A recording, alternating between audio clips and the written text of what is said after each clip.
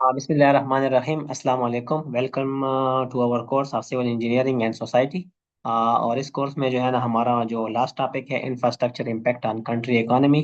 अब इसको हम थोड़ा डिटेल से पढ़ते हैं कि ये क्या चीज़ है। Civil engineering activities in the infrastructure development कौन कौन सी हैं। गुड प्लानिंग करनी है of town extension areas in the cities. Each extension area should be self-sufficient in accommodating offices, educational institution, market, hospital, recreational facilities, and residential accommodation.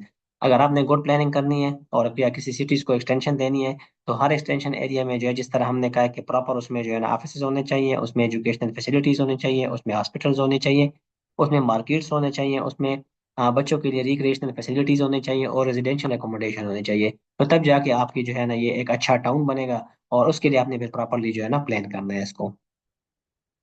Assured water supply, ठीक है, water supply उसमें होना चाहिए। Good drainage system भी उसमें होना चाहिए। Pollution free environment condition होनी चाहिए। A well plan and build network of road and road crossing होनी चाहिए। Railway connection to all important cities and town होना चाहिए। Airport and harbour of national and international standards. जो airports हैं वो हमारे जो है ना वो नेशनल और इंटरनेशनल स्टैंडर्ड्स के जो है मुताबिक होने चाहिए। इंफ्रास्ट्रक्चर जो हमारी इलेक्ट्रिसिटी सप्लाई है, without assured electricity supply no city town can develop. बगैर बिजली के जो है ना या बगैर इलेक्ट्रिसिटी के ना कोई टाउन भी जो है ना वो डेवलप नहीं हो सकता। Internet and telephone are also desirable future. Educational facility also form part of infrastructure.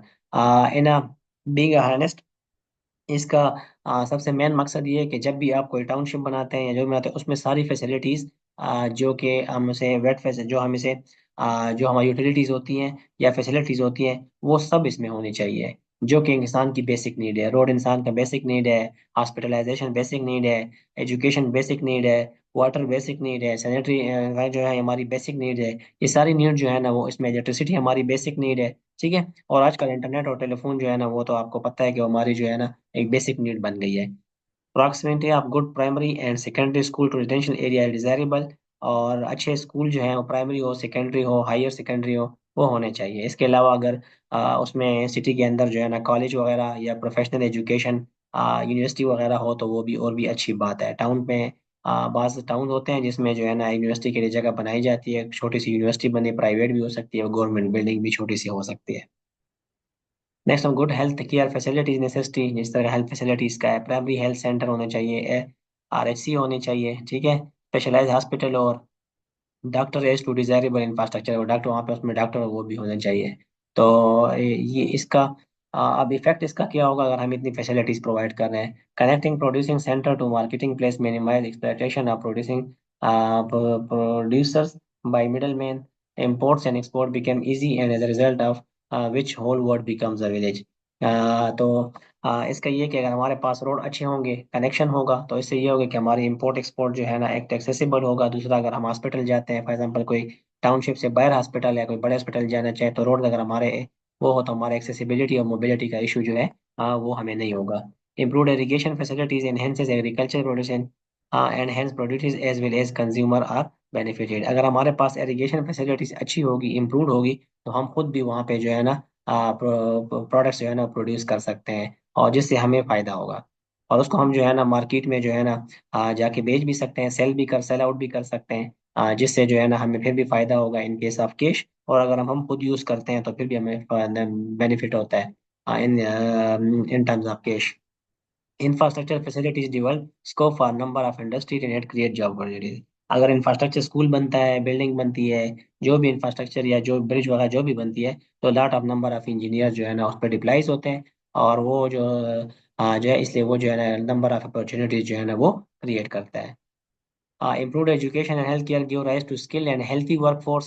Quality of life of people is improved। अगर एजुकेशन और हेल्थ जो है वो अच्छी हो तो ऑटोमेटिकली जो है ना हमारी लाइफ जो है ना वो एक अच्छी और इम्प्रूव्ड लाइफ कहलाती है। Utilisation of manpower for the benefit of mankind bring down anti social activities. जो यूटिलाइजेशन मैन पावर की जो यूटिलाइजेशन है वो बेनिफिट होती है एंटी सोशल एक्टिविटीज के अगेंस्ट जो है ना वो जो है हमारे लिए फायदेमंद साबित होती है। In case of natural calamities assistant can be easily extended to the affected areas and major affected people minimise. अगर खुदा ना खास्ता कोई इमरजेंसी आ जाए तो हमारे पास अगर ये फैसिलिटीज होती हैं जो कि ऊपर हमने मेंशन कर दी हैं, तो ये इजीली जो है ना हम अफेक्टेड एरियाज तक भी पहुंच सकते हैं और वो हम तक भी पहुंच सकते हैं। दोनों में जो है ना फायदा ही फायदा है। Infrastructure facilities improve defence system and peace exist in the country. अगर इंफ्रास्ट्रक्चर आपका अच्छा हो तो हमारा डिफेंस सिस्टम भी अच्छा हो सकता है और मुल्क में जो है ना हालात अच्छे होते हैं। Improve economical power of the country brings a respectable status in the world. जो हमारा इम्प्रूव इकोनॉमिकल पावर है, अगर हमारा इकोनॉमिकल पावर अच्छा होगा उसकी वजह से, तो हमारे जो एक दुनिया में जो है ना एक अच्छा एक रिस्पेक्टफुल हमारा स्टेटस होगा, एक मुकाम होगा। The world has realized that a government should not involve itself in production and distribution, but should develop infrastructure to create an atmosphere for economical development। और दुनिया यही कहेगी हमारे बारे में कि गवर्नमेंट जो है ना वो प्रोडक्शन मतलब कोई चीज़ बना नहीं रही और ना कोई चीज़ डिस्ट्रीब्यूट कर रही है, बल्कि दे शुड डेवलप, वो इंफ्रास्ट्रक्चर पे फोकस कर रही है। और जिसकी वजह से उनके इकोनॉमिकल जो है ना, जितनी इंफ्रास्ट्रक्चर हमारी अच्छी होगी उतनी हमारी इकोनॉमिकल डेवलपमेंट भी अच्छी होगी। Thank you so much. बहुत ही आउटस्टैंडिंग हमारी ये सिविल सोसाइटी एंड इंजीनियर्स हैं। आप इसको कंप्लीट आपने पढ़ा होगा। आप ये अपना feedback at the end of the, जब आप टॉपिक खत्म करेंगे सारे, तो एट द एंड आप फीडबैक जरूर देना। आपके कोई कमेंट्स हुए जो भी हुआ तो काइंडली आप जरूर बताना। अगर इसमें कोई एडिशन करनी हो या कोई सजेशन करनी हो तो अपने कमेंट्स में काइंडली इसको मेंशन करें ताकि इसको मजीद भी हम इम्प्रूव कर सकें। Thank you so much and see you again इंशाल्लाह विद न्यू टॉपिक्स।